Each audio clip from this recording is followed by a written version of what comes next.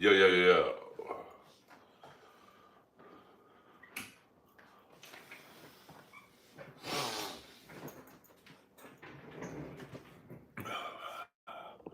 Skakel in the house. Daddy Man has returned. I always return into the darkness. Just catching up on some internet things. Oh, thank you. You know, some of us were blessed with money in life. Some of us were blessed with other things. Hello. I'm just fucking around. Wednesday is my birthday. Well, happy birthday, Ryan. You know, we'll see if we can do something special for you on your birthday. And Earl Skakel live in the Earlverse. We're just a happy-go-lucky stream.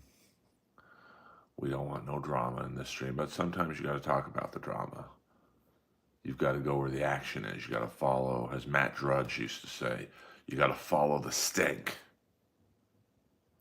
And there's a lot of stink out there in the World Wide Web. And as always, I like to do this, or a little later in the stream. Well, I don't know what I'm good at, Kendall, but thank you.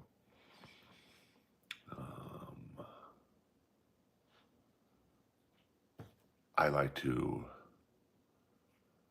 point you to who's live also right now, in case you are not a fan of mine. We got Patrick Melton doing a rare Sunday night stream, but he's covering the, I believe he's covering the win by 2 situation. So a lot of people are. So, you know, you can go to Melton. I believe he has Tukey on. And that's it right now. So it's either me or Melton. And are you going to, I don't know what that is. I don't know what that is. Thank you, Double A. I do my best to moisturize. And I think I look pretty good for 57 years old. I don't care where you're from. We don't do all caps in here. I'll give you that. Good, that's pretty funny. You got me there. You got me. A rare time where I was gotten. But that's so funny, I might even steal it. Hey, are you going to Comic-Con? Are you going to Sock On? That's I went to a wedding once in Atlanta. And I swear to God, the whole weekend was just me and my buddies doing that to each other. And we got pretty creative. You know, hey, do you know that new restaurant downtown Somebody's? I'm trying to think of the most creative one. You know, who's your favorite band? AC/DC. You know, it got out of control. What's up, TB? And then what was some, you know, then we'd act like we didn't know the, hey, what's that baseball player on the Pittsburgh Pirates? Bonds, something, Bobby? No, what's his son's name? Barry? And then, you know, Barry these nuts. So welcome, Sunday night in the Earlverse. I'm so confused on what time it is. 10:41, I guess we're at 10:41. All my clocks in the house say 11:41. So I like AC/DC's hits. I mean, they're kind of like Motorhead. You know, all their songs sound the same. They've never really changed their style. You know, they're kind of like the opposite of Kiss, where Kiss literally, I think Kiss had like, I don't think any band in the history of music has done this, where literally almost 8 to 10 albums in a row or different genre of music. Okay. It's 11:41 for you? Wait, what? My iMac says 10:42. So what time is it? Is it 10:42 or 11:42? Um, oh, okay. I'm completely confused right now. My microwave and stove say 11:42. But you guys are 1 hour ahead of us. And then what's Hawaii? And from LA to Hawaii, aren't they 5 hours behind us or something? Something crazy like that. Or 2 hours behind us? Yes, we do. So, but if it's 11:41 in Arizona, it's got to be 10:41 here. So who knows? Okay. Well, Jeff, I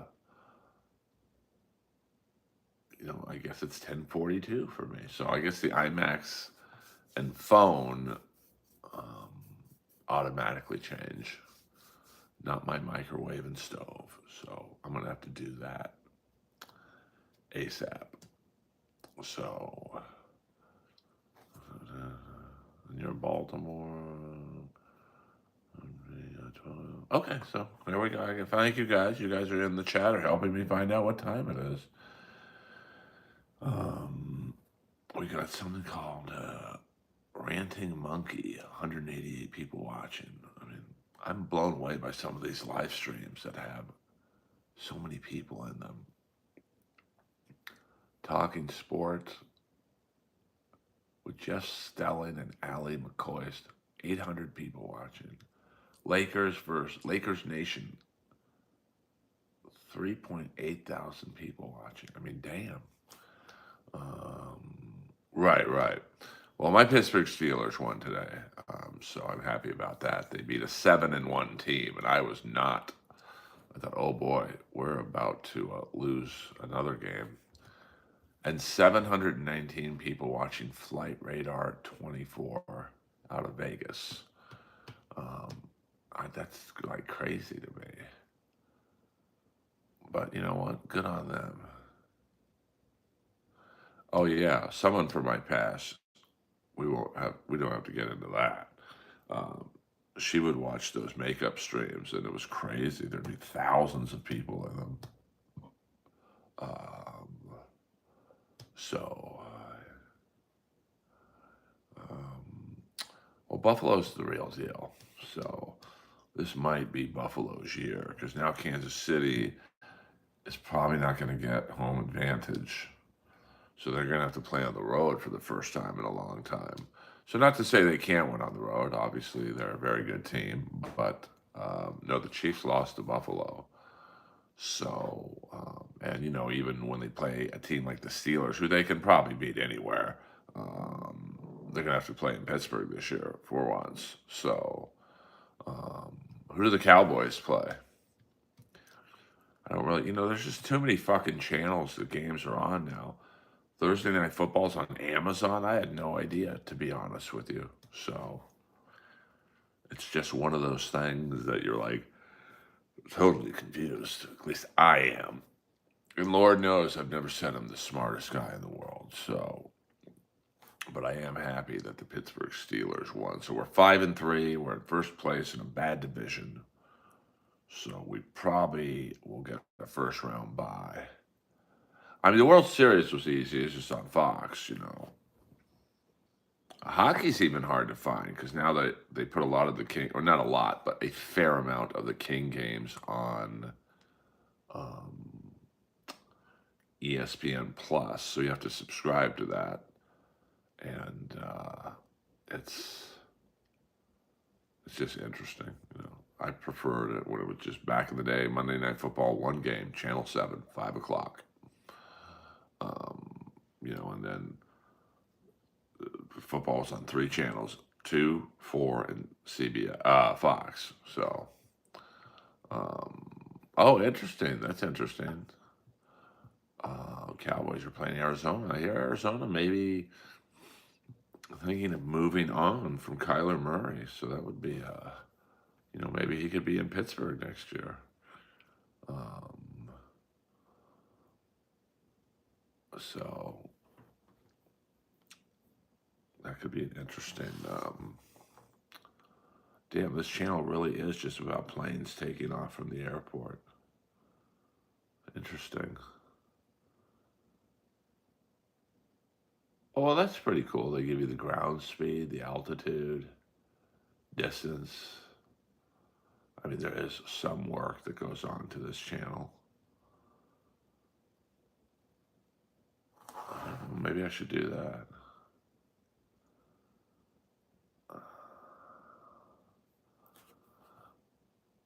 We don't do all caps in here, sir. So I do like watching planes, but I don't know. Um,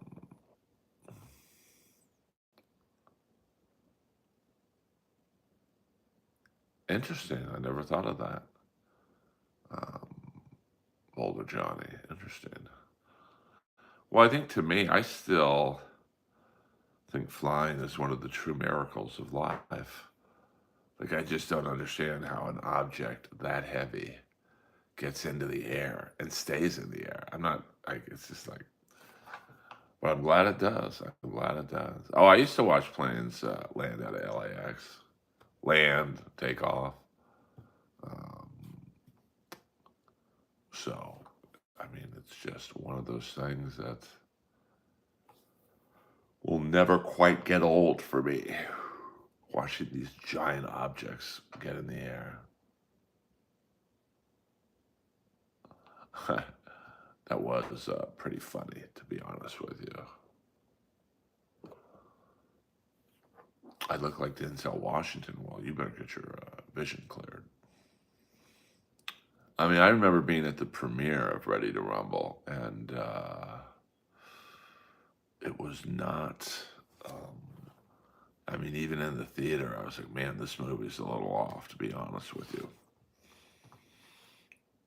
But,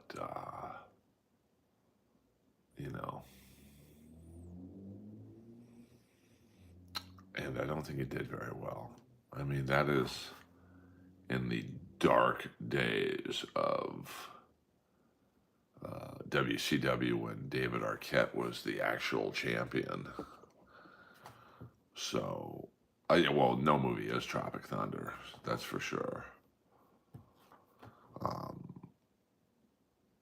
I mean, Ready to Rumble was pretty bad, and I was a fan of WCW. So, hey now, look at this shirt, AC/DC.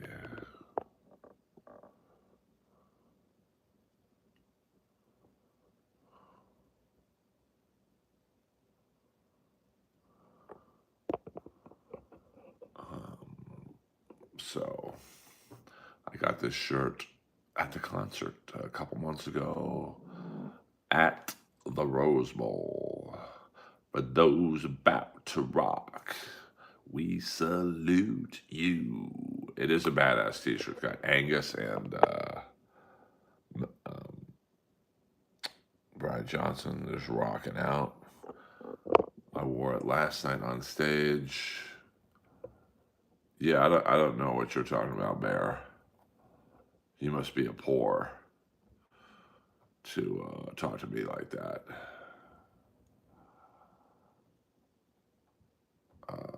Anthony, we don't talk about the devil in here, or maybe we do.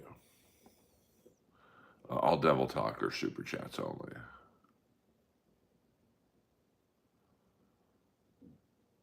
Oh wow, interesting. Back in Black is a great song. Yeah, I definitely don't support Gavin Newsom. So Bear, you be trolling. You be trolling. I have not, Buddhist. I'm on it though. I've been handling some business. So, Earl Skakel Live, I will be at the Comedy Store next Saturday night, midnight. Thank you very much. Yeah, but PK, I'm not going to do that shit for free. I mean, although I did read a book recently. Um, it was 10 chapters. Each chapter covered a personality trait of a narcissist. And it reminded me of someone, I'll just say that. Um, oh, I know, I'm just kidding around, Anthony. We talk about anything in here. I mean, oh boy, I mean, that's a tough one. I mean, I'll always have a little bit of love for the Phantom of the Park movie because Anthony Zerbe played the wild, mad scientist, Avner Devereaux. Thank you. Arby's, we've got the meats. Um, did those two guys you picked up come to the store? Who, William? I'm not remembering that. Um, I used to play basketball at Loyola. It was a very competitive game there. And that wasn't really a basketball game, but they did call me EA Sports. It's in the game. I was called the White Rodman because I just rebounded. But I was a hockey guy, so I mean, the Kiss movie was pretty bad. I would say the Ready to Rumble was better because it had or Nights in Your Sister's Shorts. Oh no, no, no. They did not come. But last night was fun because I thought it would be all wild Dodger Stadium or Dodger fans, but there was probably about when I got on, it was pretty late, but I would say maybe 150 people in the room and 50 Blue Jay fans. I mean, they just needed to be in a room full of laughter. But they were all cool. No one was bitter. Big is Tyler Fisher the? I don't get the reference. I don't know who Tyler Fisher is. Um, I know Jefferson Boulevard. I got a lot of goals. I have about 40 leading scorer trophies throughout my house. Because back in the day, my league, there was like 10 divisions. A, which is basically pro ball hockey, and then, each division below A got lower and lower. But still, like, it was such a good league at one point that, like, D division was a good division. Um, so I mean, my first couple of years, I was a tough guy. No, Brian Callen is not cool. Um, oh, interesting. Interesting. Yeah, I don't. I mean, maybe he is the new Callen. I mean, there's a reason kicked out of Rogan's Club. That's. I mean, it's a tight ship at the mothership. I mean, there's no fucking around. I mean, all the security guys there are like trained MMA jiu-jitsu experts. Um, I didn't really like Bill Laimbeer. I liked Rodman because he could also score every now and then. I mean, I had a nice jumper. I wasn't a good basketball player. I couldn't dribble, but I was a good rebounder. And I loved blocking shots, but I wasn't that tall, so I didn't block a ton of shots. And I really don't have a good vertical leap, to be honest with you. Um, Callan, yeah, I can believe that. I also know his main accuser. Um, I want to because that's where the farm team of the Seattle Kraken plays. But I have not. Yeah, I was more Kurt Rambis. Rambish. I was an original member of the Rambish Youth Club, so um, I was more Rambis and Mark Landsberger. If you really want to delve deep into the Laker archives, yeah, I don't run. Well, I didn't. I had an ex who was pretty hoey. I mean, she asked her rapist when he was done, hey, what are you doing tomorrow? So I used to do comedy.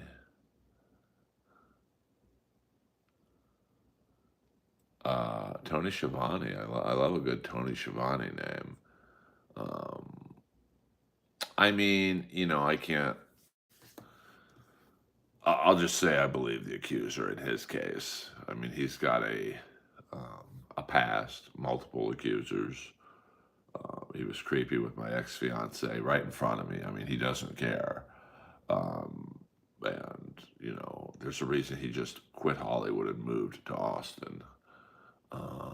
She did not. I've never had an STD, if you can believe that. I'm very lucky in that regard. Um, so, but I'm also relatively selective. Oh, what was your question, Tony? Did you have a question? I used to do comedy. Doesn't it seem? Oh, I didn't know that was a question. Sorry. Doesn't it seem like everything's already been done though, and it's worthless? I mean, yeah. I mean, everything has been done. I mean, there's not much you can do on stage that someone hasn't done before you, but you can do it better than they can. Um, I loved it. I mean, I love doing comedy. I mean, my set last night was about 30 minutes, all crowd work. Oh yeah. Oh, Big Joe McDonald, the fat one, or Bill McDonald? Because Joe McDonald was a pretty historic radio guy with Doug Krikorian, and then but then there was Bill McDonald. Okay, yeah, Joe McDonald was like 400 or 500 pounds, and then he lost all the weight, and then he died. Not sure what he died of, but L.A. radio back then was awesome. And I don't want to bore you guys who are not from L.A., but there was some real good radio people, including Jim Healy, who's my favorite. Um, so, well, I mean, like I'm not innovative as a comic. I'm dry, I'm sarcastic, I'm monotone. So, there's Robert Schimmel before me, Stephen Wright before me. I'm certainly not the first comic to do crowd work, but I'm pretty good at it. So, we did have the best radio guys. I mean, it was just um, radio, sports radio in LA was awesome. And then you had the Mighty 690 in San Diego. They had a pretty good roster of radio people, most of whom migrated up to LA eventually. Jim Rome, Steve Hartman. Um,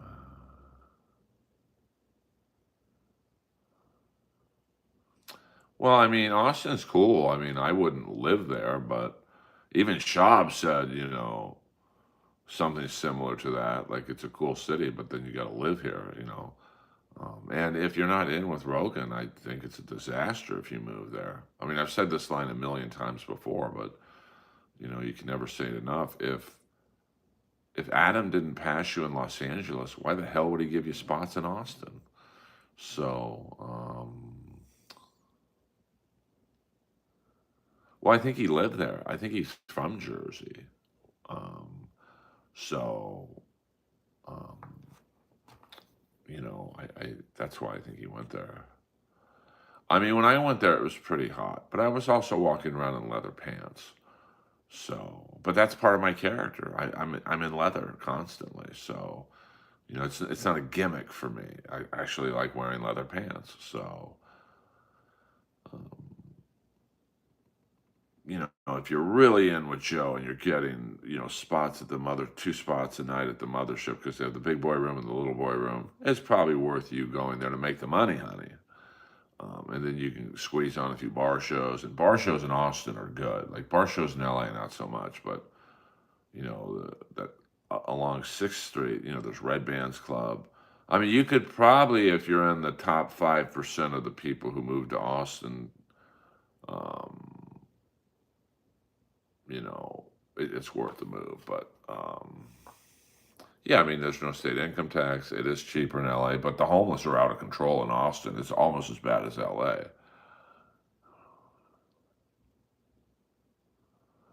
All right, I don't know what the hell you're talking about, Nico. This is a comedy chat. What do you think this is? Carl Sagan's room? hell bent for leather. Well, yeah, but if you're not in comedy for the right reasons, you fade pretty fast. Um, yeah, but I can still pull off wearing leather pants. Um, and people in Austin were like, "Hey, Earl," the next day. I mean, I was getting yelled at from cars. So I had a good time, but like I've said before, like Joe was very nice to me when he saw me there. Like he got off the phone as soon as I walked in the green room, gave me a big hug, said whatever you need, just let me know. Bought me burgers afterwards. Now he bought everyone burgers, not just me, but that had to be I don't know the 6 or 7 comics in the green room, a burger or two each. I mean that had to be a couple $100 worth of burgers. I mean these were not like Mickey D burgers. These were like from somewhere pretty good.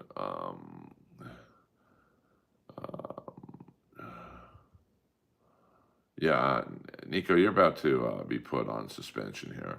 Like you're trolling.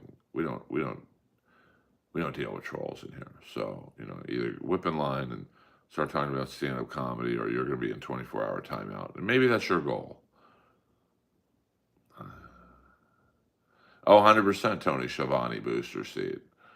Um, yeah, they absolutely were Austin burgers, and they were good. I mean, yeah, you too. Hit the subscribe button, Tony, on your way out. It helps Daddy out, if you know what I'm saying, and I think you do. Um, I mean, Ryan O'Neal is a very funny LA comic. He just not bought, but rents an apartment, and he goes to Austin for a week, comes back to LA, goes to Austin. So, and I would say he's in with Rogan. So it's worth it for Ryan maybe to do it. For me, you know,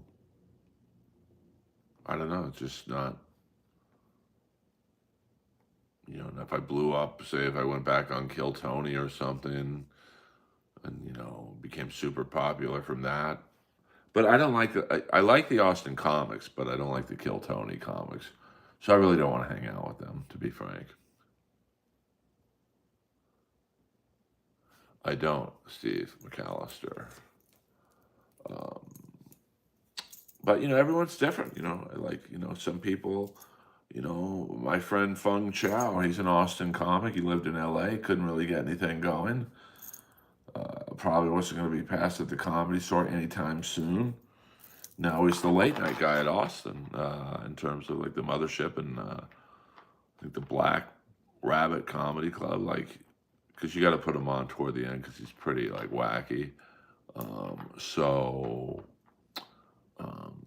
it's worth it for some people. But like when I went there, for me, it was just really clear that, Joe's Ass is like a nightclub and it's at capacity. So I went down there too late, but I never would have moved there in the first place. I mean, even if you're playing the Mothership a lot, there's no industry there. So now maybe if you play it enough, you get on Rogan, and that could help you. But you know, everyone's got their path. My path is more L.A. comedy. So and that's not the way for a lot of people. But we'll all figure it out. We're all rats looking for our cheese, and I hope to find my cheese soon. And at 57, I better find it sooner than later. But yeah, last night was super fun. Uh, at the Comedy Store, Nick Thune was there. Um, Steph Tolov, well, I mean, well, I'm literally the walking definition of an LA comic. So, um, I'm okay with the path I'm on.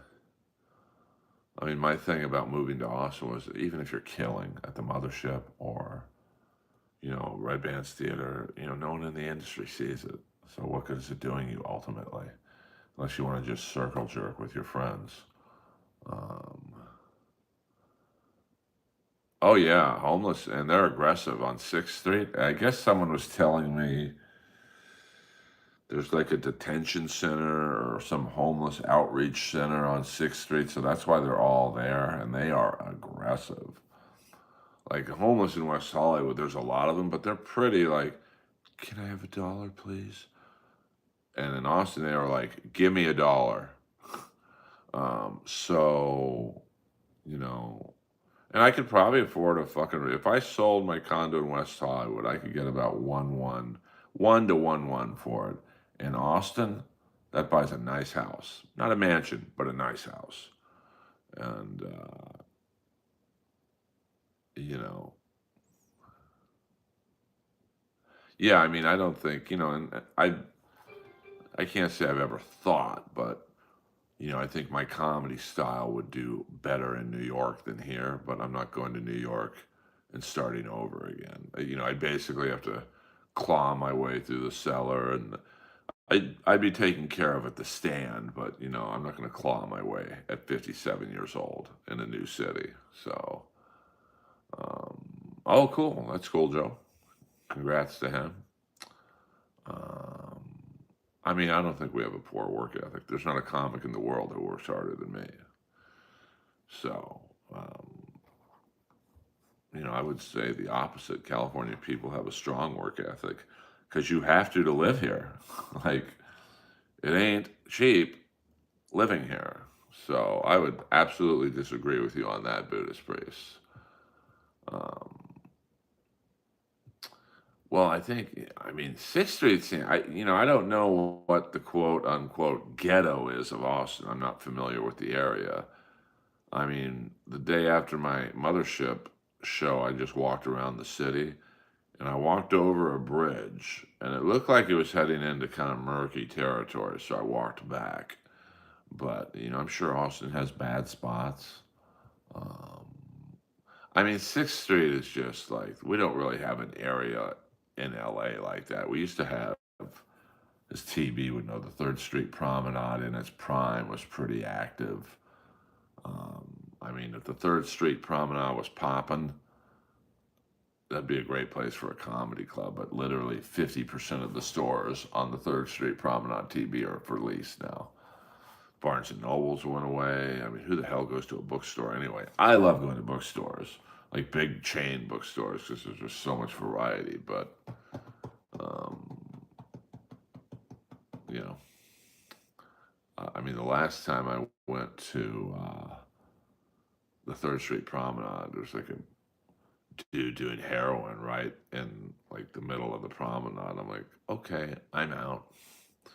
Yeah, I mean, LA has several down areas. Austin, I mean, you might even argue Sixth Street is a down area with the influx of homeless. But they had a comedy club, basically, William Zoom, on Fifth. It was either on Fifth and Spring or Fifth and Hope. And I think Garrett Morris from What Up, Ortega, I think Garrett Morris from Saturday Night Live originally owned it. And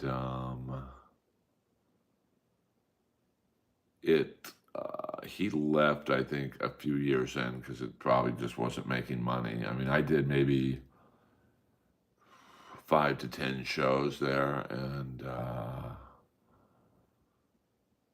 the lineups were pretty bad. Like, I was one of the better comics on the lineups, and I wasn't that good back then. So, I don't think it's still there anymore. Now, I'm surprised there hasn't been a comedy club put in LA Live. I mean, that would seem like a natural after Laker games, King games, at concerts. People would want to blow off a little steam and watch a comedy show but you're also, if you're coming from a Laker game, you've probably $500 in the hole, even with cheap tickets, the drinks, the parking. So I don't know if people then want to spend another $25 on a comedy ticket. So, but there's so many people down there after a game, and you could tell they're kind of jonesing for stuff to do. And there's so many nice high-end condo and lofts down there that those people, instead of driving and schlubbing to the comedy store, they'd probably maybe put a comedy store down there. I mean, you certainly have enough comics who you could fill the club with. I mean, there used to be a comedy store at one point. You had the comedy store in Hollywood, comedy store in Westwood, and the comedy store in Vegas. So that would help the booker out a lot. But I mean, it's 250 is probably. I mean, if you want to pay under $100 for a king ticket, you're sitting in the third row or third level. So, um, yeah, I mean, if you go a little east of the crypto.com arena, you're talking Broadway. So if you guys in the chat are ever at a King or a Laker game or a concert at crypto.com, don't walk to the right of crypto.com because then you will be in Skid Row. And that ain't no joke, baby doll. I thought of that, to be honest with you, but I had a full bottle of water. I just did the Jesus thing, and I think I got two of them. But that's the crazy thing. They were angry at me. And the funny thing is, if you go back and watch that video, when I walked down my driveway, I just wanted to talk to them, get them on camera. Hey, and the first girl was like, kind of got in my face, like protecting me from my own building, and then I saw something move to the left, and they were just protecting their friend peeing in the bushes. I get it, but come on, man, this is my house. I'm sick of seeing people piss around here.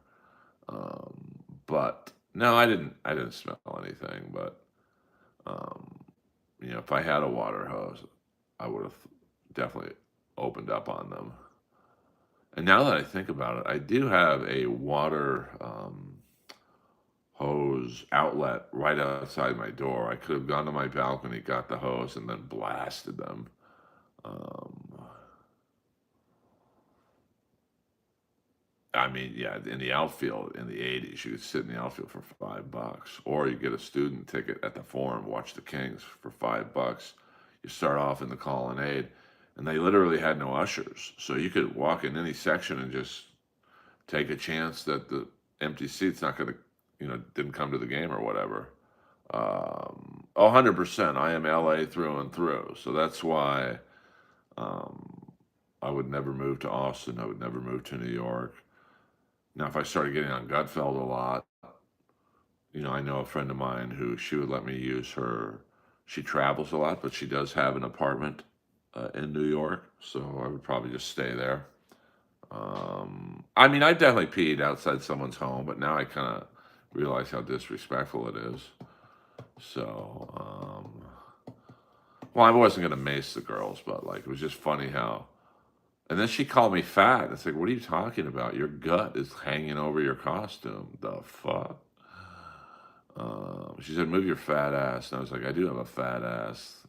You're just fat. And then I was like, what am I doing here? I do have pepper spray, but I don't use it. I've got my Stephen Piercy Mike Knuckles ready to take place. I mean, these would hurt if if I landed a shot, it'd definitely break your jaws or something. But um, so far I haven't had to take action, if you know what I'm saying. A Saturday center ice once. Yeah, I mean the wait staff's pretty nice at the. Yeah, 100%. I definitely have peed on the live stream. But I'm just always careful to not show my dick. Um, I'm not paying for that anymore. I don't pay directly for sex anymore. But what do you think of Dan Tannen's dinner cost? I mean, I might as well pay directly. I'd probably save some money. I did piss in front of OJ's house. I mean, sometimes you got to go. Like, I get it, but like, don't give me attitude. Um, be cool. Say, hey, our friend's pissing. We're sorry. We just okay, no problem. But don't get in my face and act like I'm the bad guy. And fuck OJ. He's dead. I'm alive. I win. I mean, well, I have so many vitamins flowing through my body. I drink a lot of water. I mean, I probably drink 64 ounces of water a day, maybe more, 72 or whatever. I drink a few water bottles a day, so I'm always peeing. Um, so I haven't been to a massage parlor. Yes, OJ to me is guilty. That was a crime of passion. And I know the drug dealer theory, and I know drug dealers. I've asked them all, would you kill someone if they owed their money? If they owed you money, and literally 100% of them were like, if I kill them, I don't get my money. So no. Um, yeah, it is a good thing that I actually am a decent human. It's not really helping me in stand-up comedy, but I'm a soldier, and hopefully all I need is one person to help me who can help me, and I'll be, okay. How would you have defended yourself against OJ? Well, he had a knife, so um, how would I? I mean, I don't know. I mean, when I see a 6'2", 200+ pound, very strong guy with a knife coming at me, I mean, he could probably overpower me, even though back in the 90s I was pretty strong. Probably kick him in the nuts, hit him in the nose with an upward strike, but he was probably coked up too. I mean, I don't know that, but I'm guessing. So, I mean, when Eddie Murphy's problem was he got famous so fast that, why would you do stand up when you can make $5 million on a film? Your desire to,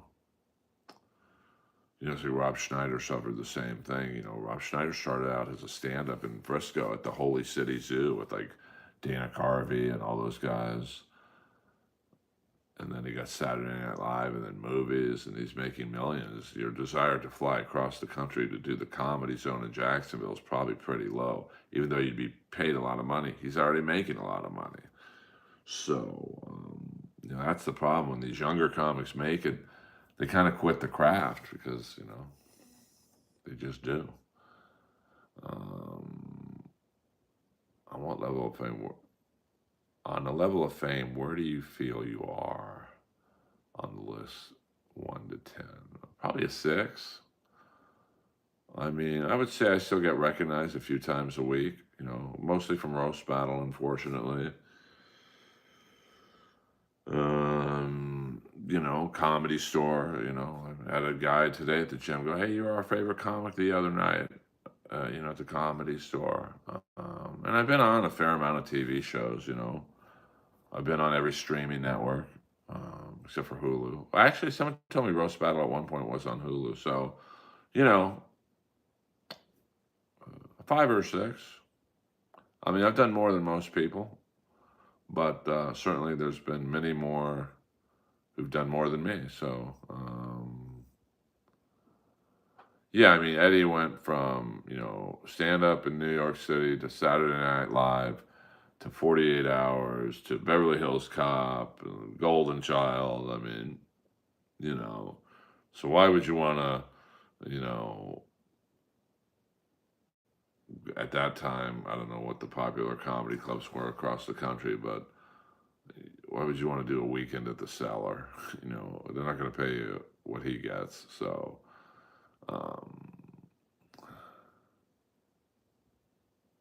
I never got paid anything for Roast Battle. I mean, I got paid in Montreal for going far in the tournament, but the scam with Roast Battle was it was a reality show competition, an illegal one at that, but so you don't get residuals on those. Whereas if it was classified a TV show, I should have gotten residuals, but it was not classified as a TV show. So, okay, yeah, I love the Danish and O'Neill. I never got paid for the commercials. The 5-year weekly show in LA, I never got paid once. Got paid one time in the 5 years in Roast Battle in the weekly show, and that was when we went to La Jolla. And I got paid $200, and I split that with my girlfriend at the time because she was my partner at the table. Well, you can't sue them. I mean, the laws are the laws. I mean, it's, for residuals, it's reality show competitions. At least at that time, you don't get residuals. Now, if I had a good manager or a good entertainment lawyer at that time, which I did not, I definitely could have sued the network and Jeff and his manager for all the conflicts of interest um, on the show. And I learned this through my ex, because she was a writer on the golf show Holy Moly, and I was like, well, "Why don't you get me on the show? I'd probably win it." She's like, "That's exactly why I can't get you on the show, because they're going to find out your fiance at the time is a writer on the show, and they could spin it where the brackets were rigged so you would win it." And so then I understood it. So like in my season of roast battle, um, I mean, there were Comedy Central employees who were on the show. It's literally illegal to have an employee of the network on an all cash prize show, because then in a close battle, who do you think the judges, who are also probably Comedy Central comics, are going to vote for? Me, who has no ties to the network, or the guy who gets the first call when there's a new roast, Jesse Joyce? So, who was the guy that tried to make you look bad to executives or something? Well, it's Jeff.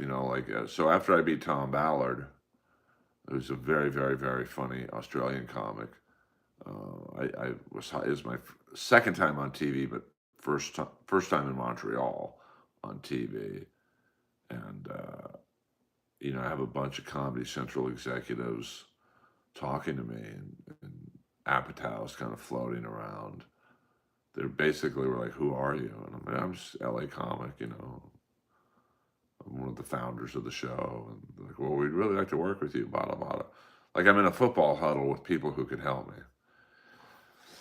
And earlier in the evening, after I think they needed to stall for time, they needed more content, maybe for online stuff or whatever.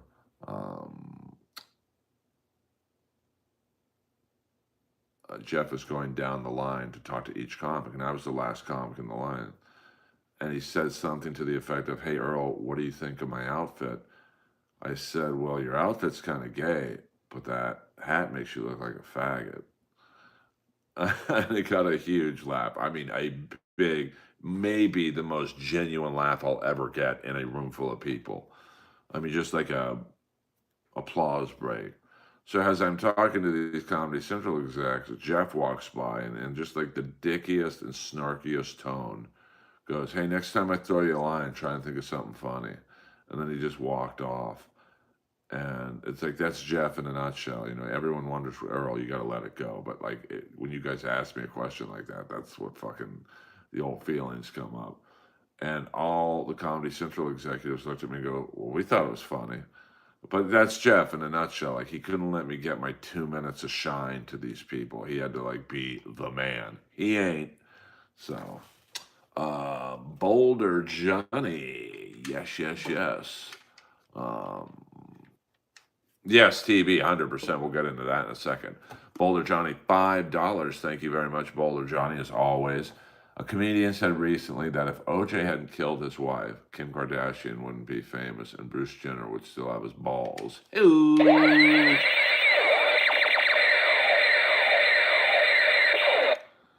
Oh, 100%, William. Like, if I had something going on right now, she would have stopped me and said, "I'd love to work with you." She's that type. But that's why, I mean, listen, I'll give her this. She's a great manager.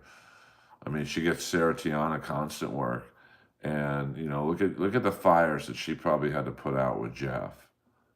Your client's accused of what he's accused of, and he gets a Super Bowl commercial. That's all her, you know. And I know at one point it was probably close to him being not necessarily banned from the Comedy Store, but getting the Dalia treatment. Like, "We don't want you here." That's all her. The Broadway show, I'm going to guess, is all her. So she's good at what she does, to be frank. Yeah, I mean, that's, the scam about reality shows, where if Roast Battle was labeled a TV show, I'm not going to say I'd be making millions of dollars from it, but I'd certainly be making more than what I am now from it, which is nothing. I mean, when you think about it, Roast Battle's on Paramount Plus, it's on Comedy Central. It's on YouTube. There's tons of clips. I mean, my battles have millions of views combined, not any one in particular. I mean, it's probably one of my most interesting podcast episodes I've ever had. I mean, my favorite podcast I ever did. Yeah, I mean, she's a good manager. I mean, as much as I hate her, I mean, you could literally feel the hate between me and her when I saw her on that stream the other day. But she's so smart in this regard. She saw I was streaming because she was behind me. Then I turned around and it was like an awkward interaction, but she knew she had to be nice to me because she knows I have no fucking remorse. I would have put the camera right on her. And you could tell her boyfriend and our mutual friend, they were like, oh, fuck. Um, no, I mean, Roast Battle does nothing for me. I mean, I beat Jimmy Carr on international television. I mean, I'm not bragging, but that battle was literally seen all over the world. Did nothing for me. I went 4-1 on TV. Did nothing for me. Didn't get another season. Whereas two people that I beat got all 3 seasons. So, as long as Jeff is involved in anything with roasting, I'm never going to be a part of it. But that's also why Jeff never has long-term success in any show he's ever had. I mean, Roast Battle was a disaster. Really, season 1, where half the cast had been involved because they weren't roast comics. But Jeff wanted to curry favor with all these Comedy Central comics, and it killed the show. I mean, Roast Battle might be the only TV show in the history of television that jumped the shark season 1. Look at Historical Roast. And those are the kids you got to feel really sad for. Now, you guys have probably never even heard of Historical Roast, but it's basically a show that was built around like a Dean Martin roast, but with dead celebrities. So you have Julius Caesar roasting Rock Hudson or something. I mean, it's kind of an innovative take on roasting. And Jeff just turned it into like, he's the man, he ain't. And 1 season on Netflix. And those poor kids haven't had a pitch meeting since. Because in every pitch meeting they walk into now, it's like, ooh, those are the historical roast people. And that's the beauty of Jeff. He can move on. He could do a Planters Peanut commercial. He could do a Broadway play. He could do this. He could do that. I mean, Jeff literally fails upward at everything he does. The Broadway play panned. Don't go on what I'm telling you. Read any review of the Broadway play. Panned. I mean, like, one guy said it was one of the worst plays he's ever seen. But Jeff doesn't care. He won't get another Broadway play, but he'll get something else. He'll be in the next roast of whoever it is. I mean, look at the Tom Brady roast. There's 3 people that were good on it. Nikki, Tony, and Schultz. But Jeff will be the first one booked on the next one. I mean, I almost admire the guy for it, to be honest with you. I had no idea either. I mean, you would think being on Comedy Central 5 nights and 6 days, that would be the happiest time in my life.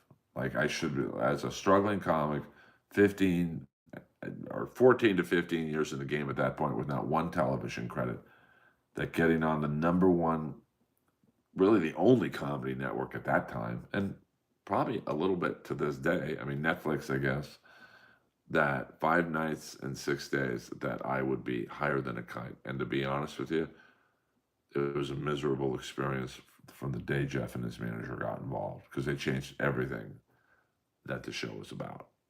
From just 2 friends battling each other in an 8-mile type of situation to, let's get Ralphie May to battle. Let's get Tiffany Haddish to battle. Let's get these big celebrities to battle. But big celebrities aren't going to put in the work. Like when Todd Barry battled Bolivia, he had no idea who Bolivia was. 0 idea. So he probably just paid someone, look at her online clips, and just give me 5 jokes. And that's everything that Roast Battle isn't. Season 3, putting my friend Sarah Tiana against Dolph Ziggler. It's a no-win situation for Sarah, because she's beating someone who's never done Roast Battle before. So if she kills him, well, she should kill him. If she does pretty good against him, it's like, oh, maybe she's not as good as everyone thinks she is. And God forbid, if she loses to him, oh my God. The same thing even with Jeff and Blake Griffin. And most people I talk to, I personally think Blake won the battle. Now, no one's going to believe me because you just don't like Jeff. But like, if you go back, and I'm not recommending you do, but if you want to go to sleep, you'll watch that battle. Blake was getting him. So how the hell is Jeff the roast master when this guy who's never roast battled before is beating you? So, um, I mean, I'm having a decent night. I don't know about that, Michael. I've never heard that story before.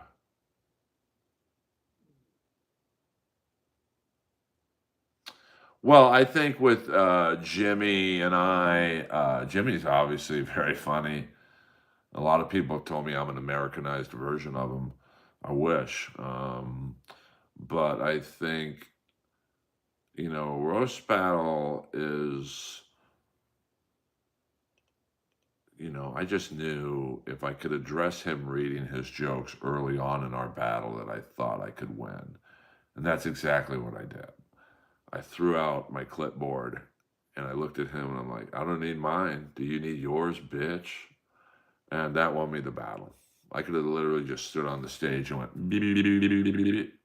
I won the battle on that move. So, yeah, I mean, go watch the battle, with Jeff and Blake was killing him. But yeah, in the history of the show, they gave it a bullshit tie so Jeff could save face. There's never been a tie in the history of the Roast Battle TV show. All of a sudden, there's a tie. Who was involved in the battle? Oh, Jeff. Okay. So yeah, Jimmy Carter does quite well in America. Like when he's here, he plays the Wiltern Theater, which is a pretty big venue for stand-up because there's really no seats. So I'm sure with seats, Jimmy Carter could play like the Palladium or something like that. So yeah, and I've often told people this. Go on season 1 of Roast Battle and watch any episode I was on with Jeff and tell me which episode Jeff was funnier than me on. You won't be able. And I'm not telling you, well, I killed in episode 1. So go watch episode 1. Go watch episode 3. Watch episode 2. Watch episode 4. There's not a single episode where Jeff was funnier than me.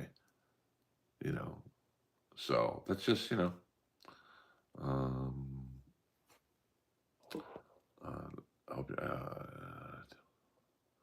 I mean, Tiff, I don't think is great at off the cuff stuff. Um, yeah, I mean, Wild and Out's kind of a roast show. It's more slapping, which is what they do in the hood, where where roast battle is more okay. You do a joke, I'll do a joke. Um, so and it's funny, roast battle was passed on by every network in some cases twice, including Comedy Central, and people ask why I'm a little bitter about it still or whatever, is because I know for a fact. I had a friend who worked at Comedy Central. He said, "You know what sold the show to us, right?" I'm like, "Not really." It's like your battle with Fifi Dosh, Fifi Strands. So when I battled her, she was, a man. But that battle, if you look up Joe Dosh, Earl Skakel on YouTube, you'll see the battle. It was so fucking good. I mean, me and Fifi, or however you want to call it, um, Fifi or Joe, or I'm not sure, how to address this when we're talking about a trans person when they were the other sex, but you have to look up Joe Dosh. That's Dosch on YouTube, Earl Skakel, and we were just killing each other. I mean, we're going hard on each other. And the judges were great. I think it was Eddie If, Kirk Fox, Moses was super funny. The Saudi Prince guy, who was my replacement, was good. The Wave was good. I mean, it was everything you want in a show. And I know my friend was like said to the Comedy Central executives, because they were watching, I think on Vine or Periscope. They're like, "This is the show we want." So my battle with Fifi or Joe was what sold the show to the executives. So you'd think I would have been taken care of a little more than how I was. Um, so yeah, Eddie F was funny that night. I mean, Joe DeRosa. I mean, it was so funny. At one point, I started attacking Joe DeRosa, and Fifi came over to my side of the stage, and we put our arms around each other. We started shitting on DeRosa together. I mean, it was everything you want. And it was complete mayhem. The crowd's going nuts. I did one of my pro wrestling entrances. I mean, it was fucking awesome. So, the fact that I helped sell the show and got nothing out of it, that's why I'm a little like, I don't look at it as me being bitter or angry. It's just, I'm honest. So, what up, Chappa Chippy? Um, so, no need to say hello 4 times. So Earl Skakel in the house. We'll go another couple minutes, and then we will meet again tomorrow. Please hit the like and the subscribe button if you have not done so already.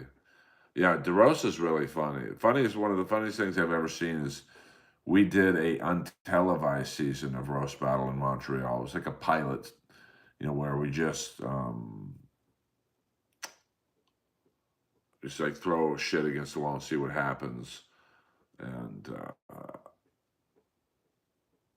Joe DeRosa was put up against Jimmy Carr, and Joe started bombing pretty early on, and he just had a meltdown on stage. He's like, you think it's easy battling this fucking robot? Fuck you people. Fuck Jeff for getting me on this show. It was so funny. You mean Byron Allen? Byron Nelson's a golfer. Yeah, I mean, I was asked the other day if I would go on Comics Unleashed by someone who knows the casting person, and I was kind of like, yeah, I don't think so. Yeah, it's just like so hacky, and no one's been helped by going on Comics Unleashed. Am I saying I wouldn't do it? Not necessarily, but I'd rather wait to get on Gutfeld. Um, so yeah, I mean, Joe DeRosa is like a mongoloid version of me. So of course he's on it. Ross was at the Riyadh Comedy Festival. I mean, Jeff would not turn down anything. But he's such a fucking animal. If I had a show in production that it was something involved with roasting, Jeff would try and get on it. Like he's a sociopath. His manager's a sociopath. If I had a show in development, his manager would stop me on the street on Halloween and say, "Hey, let's talk, man. You know I'm a fan. You ain't." So,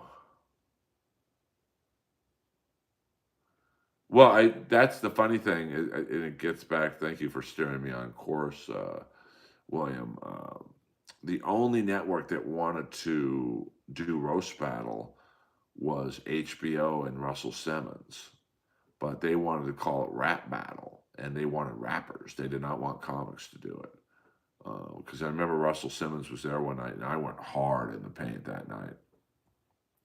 Probably crossed some racial lines, to be frank. And I felt so bad about the things I said. I went up to Russell Simmons and said, "Hey, man, I'm sorry, man. That Moses tells me to say all that shit." And he looked at me and goes, "Young man, you were my favorite part." I'm like, "Fuck yeah, let's talk business, baby." All right, you kids. Earl Skakel in the house. Sunday night stream is over. Melton is still streaming, so you can go to his channel. Let's see who else. Yeah, I mean, Whitney's almost like the female version of Jeff. Like, she'll do any show. She just wants the attention. Um, but you know what? She works constantly. So we've got Nobody Likes Onions is on. We've got, not a lot of Dabbleverse people. So Pat Dixon, I believe, is streaming right now. So Earl Skakel in the house. We'll see you kids tomorrow night. Thank you, Boulder Johnny, for the money, honey.